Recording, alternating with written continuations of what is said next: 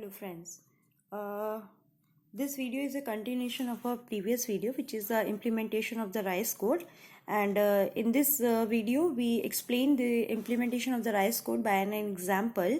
Okay, so this is the question that we encode this whole sequence by using a RICE code, and in this we have a given that this is a sequence of 16 values, and here the J size, block size of J is equals to 8, and after that the block binary coding we have to done by a one split sample option. Okay, as in our previous video we already discussed that if we have a sequence like this yi, so the first step is that for this yi we have to generate a predicted value which is a previous value. After that we calculate di, which is equals to yi minus yi dash, and we take the y max and y minimum for the whole sequence values, and then we calculate ti and we convert this into a non-negative integer xi sequence. So in this manner we continue this question. Okay, so मैं यहाँ पे भी थोड़ा थोड़ा आपको बीच बीच में steps बताती जा रही हूँ. Okay, so first step is that we have to take a predicted value, and there is one or two points we have to keep in mind while doing this question, that we have to assume, first is that we have to assume a prediction. We have to assume a prediction of 0 for the first element, only for the first element. Okay, the remaining values के लिए तो आप previous value लोगे, but अगर पहली value के लिए आप प्रेडिक्टेड वैल्यू लोगे तो उसकी प्रीवियस वैल्यू तो कुछ है नहीं, तो उस केस में हम फर्स्ट एलिमेंट के लिए जो प्रेडिक्टेड वैल्यू अज्यूम करके चलते हैं वो हम 0 चलेंगे. So for the first element of the sequence. तो एक चीज तो आपको ये ध्यान रखनी है. ओके, तो इस क्वेश्चन को मैं स्टेप बाय स्टेप करती हूँ. इसके लिए आप हमेशा एग्जाम के लिए में भी ये टेबल एक बना के रख सकते हैं. इसमें देखिए, आपको पहले जो सीक्वेंस मैंने भी आपको एल्गोरिथम में बताया था कि वैसे ही कैलकुलेट करेंगे. ये आपके पास yi है. yi मेरे पास जो मेरे को क्वेश्चन में यहाँ देखिए 16 वैल्यूज गिवन थी. उन 16 वैल्यूज के अकॉर्डिंग मैंने ये 16 वैल्यूज के लिए एक फॉर्मेट बना लिया. उसके बाद इस हर एक yi के लिए I have to calculate yi dash. We take this yi can calculate this, we take this the previous value. Then after that we have to calculate di, then ti and xi. So we discuss one by one the calculation of all the values. Okay. So अब हमें ये yi 16 values हमें given है. इसके लिए अब हमें yi dash निकालना है. yi डैश हमारा क्या है? Predicted value. प्रेडिक्टेड वैल्यू क्या है? हमारी हर सीक्वेंस की प्रीवियस वैल्यू. तो पहली वैल्यू के लिए भी हमने एज्यूम करा है कि पहली एलिमेंट के लिए हमेशा हम प्रेडिक्टेड वैल्यू क्या लेंगे? 0. तो इस केस में हमारी वैल्यू क्या आ जाएगी? 0. इस केस में 33 के लिए प्रेडिक्टेड वैल्यू क्या होगी? उसकी प्रीवियस वैल्यू, दैट इज 32. इस थर्ड के लिए प्रेडिक्टेड वैल्यू 33. इसके लिए 39 की प्रीवियस वैल्यू 35. तो इस तरीके से हम सारी प्रेडिक्टेड वैल्यू लिख लेंगे. 38, 39, 40, 40, 40. दिस 39 के लिए अगेन 40, 49 के लिए 40 के लिए 39, 40 के लिए 40, 41 के लिए 40, एंड दिस 40 के लिए 41. ओके, तो ये आपकी फर्स्ट स्टेप हो गया कि आपने हर एक सीक्वेंस yi के लिए yi कैप कैलकुलेट करा. Okay, now I have to calculate di. ठीक है, तो di का अगर हम फॉर्मूला देखें, di has to be calculated by yi minus yi cap और yi डैश. ओके, सो अगर हम पहली वैल्यू के लिए di निकालें तो d1 मतलब d1 is calculated by 32 minus 0 which is equals to 32. तो यहां पर आपकी वैल्यू क्या आ जाएगी? 32. ठीक है, d2 के लिए अगर आपको कैलकुलेट करना है तो 33 माइनस 32 दैट इज 1. तो 1. इन द सिमिलर मैनर हम di का एक फॉर्मूला लगाएंगे और यहां से di की सारी वैल्यू कैलकुलेट करेंगे, तो हमारे पास ये कुछ वैल्यूज इस तरीके से आ जाएंगी. आप अपना करेंगे क्वेश्चन इसी सेम मैनर में, बस आपको इसको इसमें से माइनस करना है, तो यही आपके पास आंसर आता जाएगा. Okay, 39 minus 40 that is minus 1, 1, 0, 1 and minus 1. So second step भी हमारा इजिली हो गया. di हमने कैलकुलेट कर लिया. नाउ ti के लिए आपको पता है, ti कैलकुलेट करने के लिए हमारे पास फॉर्मूला है, we have to take the minimum value of these two, y max minus y cap minus or Y cap minus Y minimum. So first of all we have to calculate what is Y cap and Y minimum. ठीक है, आप अपने sequence में देखिए, पूरी sequence में maximum value क्या है आपके पास? 41. ठीक है, तो in this case Y max equals to 41. अब वाई मिनिमम मतलब वैसे अगर हम देखें जो हमें गिवन वैल्यू है हमारी वाई मिनिमम क्या है? 32. बट अगर इसकी प्रिडिक्टेड वैल्यू सब और भी मिनिमम है, वो हमारी मिनिमम वैल्यू सीक्वेंस की क्या है? 0. तो वाई मिनिमम इज ऑलवेज भी 0. तो आपके पास वाई मैक्स और वाई मिनिमम है. इससे अब हम हर एक T1, T2, T3, T4 इस तरीके से कैलकुलेट करेंगे. तो अगर हम मुझे सबसे पहले इन दोनों को यूज करके T1 कैलकुलेट करना है. तो T1 को कैलकुलेट करने का फॉर्मूला क्या है? मिनिमम ऑफ, फॉर्मूला है आपका, मैं Ti का फॉर्मूला लिख देती हूँ पहले, Y max minus Y cap comma Y cap minus Y min. और इन दोनों में से जो भी मिनिमम वैल्यू होगी वो Ti की वैल्यू कैलकुलेट होगी. तो सिमिलरली हम T1 कैलकुलेट अगर हम करें तो यहाँ देखिए आपके पास ये फॉर्मूला है. वाई मैक्स आपको वाई मिनिमम पता है, ये सारी वैल्यूज आपको गिवन है, हमने टेबल में अभी कैलकुलेट करी है. तो T1 के लिए minimum of Y max is 41 minus Y cap. तो T1 के लिए वाई कैप इज 0, तो ये हो गया 0. फिर again Y cap is 0, Y minimum की वैल्यू में हमारे पास क्या है? 0. अगर आप इन दोनों में से मिनिमम वैल्यूज देखें तो आपकी मिनिमम वैल्यू क्या आ जाएगी? 0. तो इसी तरीके से T1 की वैल्यू क्या आ गई हमारे पास? 0. इस तरीके से हम बाकी रिमेनिंग T15, T16 तक कैलकुलेट करेंगे. मैं आपको एक वैल्यू और कैलकुलेट करके दिखाती हूँ T2 की. तो T2 is equal to min of Y max is 41 minus Y dash. T2 के लिए वाई डैश क्या है? 32 कॉमा 32 माइनस 0. अब अगर इन दोनों को हम माइनस करें तो जो मिनिमम वैल्यू आपके पास आएगी वो आपके पास आ जाएगी 9. वो आपके पास क्या आ जाएगी? 9. तो यहां पर आ जाएगा 9. इसी सेम मैनर में हम बाकी वैल्यूज को भी कैलकुलेट करेंगे ये वाला फॉर्मूला यूज करके.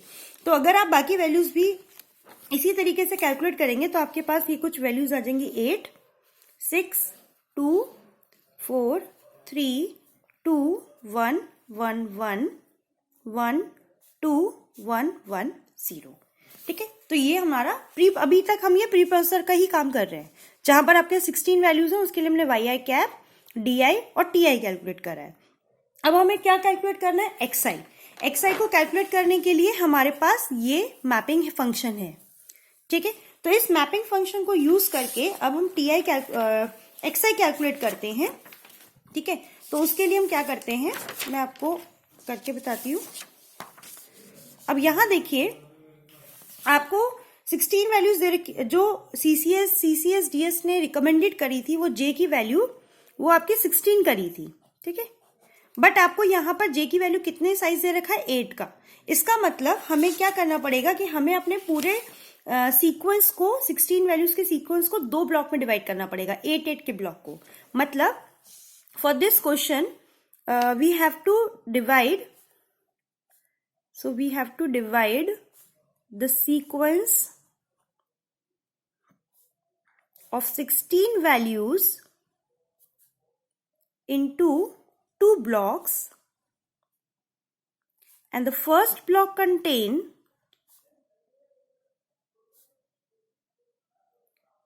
consist of first 8 values and second block contain the rest 8 values, the last 8 values. Second block contain last 8 values. Okay, तो अब हम इस क्वेश्चन को करते हैं. आपको कैसे करना है देखिए. यहां पर अगर मैं मैपिंग दोबारा लिख देती हूँ जिससे आपको इजी रहे, तो एक्सआई की मैपिंग यूज करने के लिए एक्सआई को वैल्यू है 2di ले सकते हैं हम, 2 एब्सोल्यूट di माइनस 1 ले सकते हैं और ti प्लस di लेंगे. कंडीशंस कौन कौन सी हैं? जब di की वैल्यू 0 से ti के बीच में है, ये वैल्यू है di की 0 से -0 ti के बीच में, और अदरवाइज के लिए हमारे पास ये केस है. अब मैं एक एक क्वेश्चन सॉल्व करके बताती हूँ आपको. अब जैसे हमें x1 कैलकुलेट करना है पहली वैल्यू के लिए. फॉर x1 के लिए यहाँ देखिए आपके पास d1 क्या है?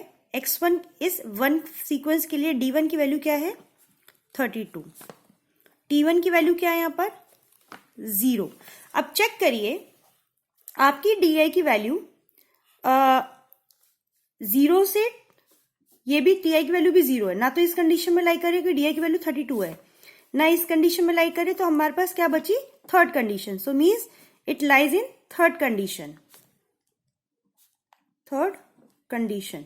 तो according to the third condition यहां पर xi की वैल्यू क्या हो जाएगी, xi equals to ti plus di, means x1 equals to ti की वैल्यू 0 और di की वैल्यू है 32, तो आपका x1 की वैल्यू क्या आई 32 आ गई आपकी।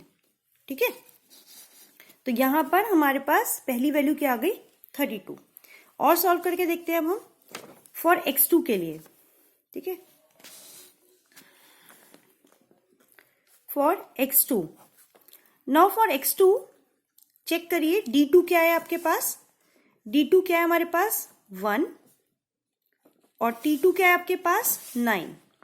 नाउ चेक आपके पास di की वैल्यू 1 है, ti की वैल्यू 9 है, तो di की वैल्यू 0 से 9 के बीच में आ रही है। इसका मतलब ये कंडीशन किस में लाई कर रही है, फर्स्ट कंडीशन में, it lies in first condition. So according to the first condition xi equals to 2 of di और x2 equals to 2 of d2 which is equals to 2 into 1 that is 2। तो x2 की value क्या calculate आ गई हमारे पास 2। एक value और solve कर देती हूं मैं आपके लिए, बाकी रिमेनिंग वैल्यूज इसी तरीके से आप यूज कर सकते हैं। नाउ फॉर x3 चेक करिए, फॉर x3 d3 की वैल्यू क्या है 2 और t3 की वैल्यू चेक करिए, t3 की वैल्यू क्या है 8। अब अगर हम फिर से चेक करें, अगर हमारे पास d3 की वैल्यू 2 है और t3 की वैल्यू 8 है, it against lie in the first condition. ठीक है, it lies in first condition. So according to first condition x3 equals to 2 of d3 which is equals to 2 to the 4, तो x3 की value आ गई 4। इसी same manner में हम बाकी xi भी कैलकुलेट करेंगे, तो मैं आपका आंसर बता देती हूँ यहाँ पर xi के लिए। आप इसी तरीके से आप कैलकुलेट करेंगे तो आपको यही आंसर मिलेगा। ओके 1 2 0 2 1। तो हमारे पास इस yi सीक्वेंस के लिए हमने xi non negative sequence of non negative integers का एक सीक्वेंस कैलकुलेट कर लिया है। और अभी मैंने आपको बताया है जैसे कि हमें अपने इस पूरे 16 वैल्यूज के सीक्वेंस को 2 ब्लॉक्स में डिवाइड करना पड़ेगा। ठीक है, तो इस केस में फर्स्ट ब्लॉक जो होगा, फर्स्ट ब्लॉक में मतलब फर्स्ट 8 वैल्यूज आएंगी, वो आपकी कौन कौन सी आ रही है 32 2 4 8 3 2 2 एंड 2, यहां से 32 2 8 इस तरीके से। और जो हमारा सेकंड ब्लॉक होगा, सेकंड ब्लॉक होगा हमारे लास्ट 8 वैल्यूज होंगी, वो आपकी आ जाएंगी कुछ इस तरीके से 0 0 0 1 2 0 2 1। तो ये 2 ब्लॉक में हमारे पास नॉन नेगेटिव इंटीजर का एक सीक्वेंस आ गया है। इसका मतलब जो हमारा फर्स्ट राइस कोड का फर्स्ट स्टेप था प्री प्रोसेसर का, वो काम हमारा यहाँ पे कंप्लीट हो गया है। सेकेंड स्टेप था हमारा राइस कोड का कि वो बाइनरी कोडर को यूज करे, और बाइनरी कोडर में भी कौन सा सैंपल आपको यूज करना है, स्प्लिट सैंपल ऑप्शन, वो आपको क्वेश्चन में गिवन है। और वो क्वेश्चन में है आपका ये देखिए यहाँ पे हमें कौन सा यूज करना है, वन स्प्लिट सैंपल ऑप्शन। तो इन ब्लॉक्स को आपको कैसे एनकोड करना है स्प्लिट सैंपल ऑप्शन को यूज करके, वो मैं आपको बताती हूँ। ओके, तो देखिए for coding purpose we use one split sample option। ये होता क्या है ये मैं अपने प्रीवियस वीडियो में ऑलरेडी बता चुकी हूं, बट अभी एग्जांपल जैसे हम करेंगे मैं और क्लियर कर दूंगी आपको। यहां पर आपको m की वैल्यू तो पता है कि आपको 1 यूज करना है। ठीक है, आपके पास n भी गिवन है, एक चीज आपको गिवन नहीं है k बिट, कि आपको कोई पर्टिकुलर नंबर को कितने बिट में रिप्रेजेंट करना है, तो वो हम अपने अकॉर्डिंग एज्यूम कर लेंगे अगर क्वेश्चन में गिवन नहीं है। ठीक है, तो we assume here k equal to 6 bit. You can take as 4 bit, 8 bit, कुछ भी लीजिए, आंसर आपका वही रहेगा. तो k आपका 6 बिट का है, m आपके पास 1 है और n आपके लिए ये आपको गिवन है. तो इनको आप कैसे यूज करेंगे, इनको आप कैसे कोड करेंगे वो मैं आपको बताती हूँ स्प्लिट सैंपल को ऑप्शन को यूज करके. एक में पहले ब्लॉक का आपको कुछ सीक्वेंस बता दूं, सेकंड ब्लॉक आप इस तरीके से कर सकते हैं. आपके पास ये नंबर्स हैं, ठीक है. यहाँ पे हम लेंगे इसका बाइनरी रिप्रेजेंटेशन, ओके, और फाइनल आपका कोड. तो यहां देखिए नंबर्स कौन कौन से आ जाएंगे, 32, 2, 4, 8, 3, 2, 2, 2. सिमिलरली आप सेकंड ब्लॉक के लिए भी ऐसे ही कर सकते हैं, ठीक है. अब देखिए वन स्प्लिट सैंपल ऑप्शन कैसे यूज होगा. यहाँ पर पहले हमें 32 का 6 बिट का बाइनरी रिप्रेजेंटेशन लेना है. तो 32 का 6 बिट बाइनरी रिप्रेजेंटेशन क्या होगा, 1 एंड 5 टाइम्स 0, ठीक है. सिमिलरली 2 के लिए अगर मैं 6 बिट का बाइनरी रिप्रेजेंटेशन लूं तो वो क्या हो जाएगा, 4 टाइम्स 0, 1, 0 एंड सो ऑन. आप इस तरीके से आप यहाँ कर सकते हैं. अब मैं इनकी 2 वैल्यूज का कोड बता देती हूँ, बाकी तो आप एकदम एग्जैक्टली वैसे ही रहेगा आपका आंसर.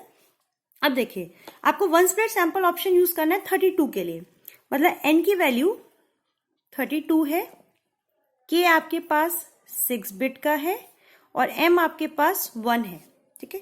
तो इसको हम कैसे करेंगे, स्प्लिट सैंपल ऑप्शन बोलता है कि पहले 32 का 6 बिट बाइनरी लीजिए, वो हो जाएगा आपका 3, 4, 5, ठीक है.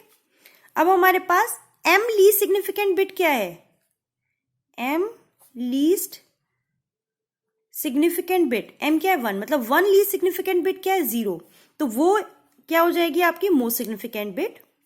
और रिमेनिंग k माइनस m जो बचा है, ये वाला रिमेनिंग k माइनस m का डेसिमल वैल्यू क्या है. देखिए आप इसकी डेसिमल वैल्यू आपको क्या मिलेगी, अगर हम देखें तो 1, 2, 4, 8 एंड 16, तो ये आपका बचा 16 डेसिमल वैल्यू.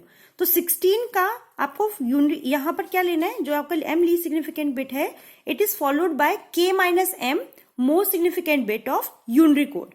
तो 16 का यूनरी कोड क्या होगा, 16 टाइम्स 0, 3, 4, 5, 6, 7, 8, 9, 10, 11, 12, 13, 14, 15, 16, दोबारा गिन लेती हूँ मैं. ये 0 तो आपका मोस्ट ये वाला लीस्ट सिग्निफिकेंट बिट था. 1, 2, 3, 4, 5, 6, 7, 8, 9, 10, 11, 12, 13, 14, 15, 16 एंड फॉलोड बाय 1. और यू कैन रीराइट एज, ये 0 तो आपका ऐसे ही रहेगा, 16 टाइम्स 1, 3, 4, 5, 6, 7, 8, 9, 10, 11, 12, 13, 14, 15, 16 फॉलोड बाय 0. तो आप इन दोनों में से कोई भी रिप्रेजेंटेशन यूज कर, मतलब इस 32 के लिए जो आपका कोड आया है वो आपका ये दोनों में से कोई एक कोड आप यूज कर सकते हैं. और यूनिक कोड आप जो एक ले रहे हैं, जो भी आप फॉलोड बाय 1 या फॉलोड बाय 0 ले रहे हैं, बाकी सारे नंबर्स के लिए भी आप वैसे ही लेंगे, ठीक है. अब मैं इस 2 के लिए और बता देती हूँ आपको. For n equals to 2, k की वैल्यू है 6 और m की वैल्यू है 1, ठीक है. तो पहले 2 को आप 6 बिट में बाइनरी रिप्रेजेंटेशन लीजिए. तो 2 का 6 बिट बाइनरी रिप्रेजेंटेशन क्या होगा, 3, 4, 1 एंड 6, ओके. अब इसका वन स्प्लिट सैंपल ऑप्शन क्या लेना है हमें, m लीस्ट सिग्निफिकेंट बिट, मतलब 1 least significant becomes the most significant bit, okay. And the remaining k minus m का डेसिमल वैल्यू, तो k माइनस m जो आपकी डेसिमल वैल्यू है वो क्या बची, 1. तो इस 1 का आपको क्या करना है, इस 1 का आपको यूनरी कोड लेना है. तो 1 का यूनरी कोड क्या होगा, 0 फॉलोड बाय 1, और ये 0 तो आपका ये वाला है, 1 फॉलोड बाय 0. तो इस 2 के लिए आप इन दोनों में से कोई भी कोड यूज कर सकते हैं. इसी सेम मैनर में आप बाकी सारी कोडिंग के लिए भी यूज कर सकते हैं. फर्स्ट ब्लॉक के लिए, सेकेंड ब्लॉक के लिए भी हम ऐसे ही काम करेंगे. In this similar manner we can code or we can implement our Rice code for any sequence of n number of sequence of non-negative values. And I hope कि आपको ये समझ में आया होगा. If still you have any queries, then you can place your comments, queries in our comment box. And if you like our video, then please subscribe our channel and share it and ask anytime. Ask any query if you have anytime. Thank you so much.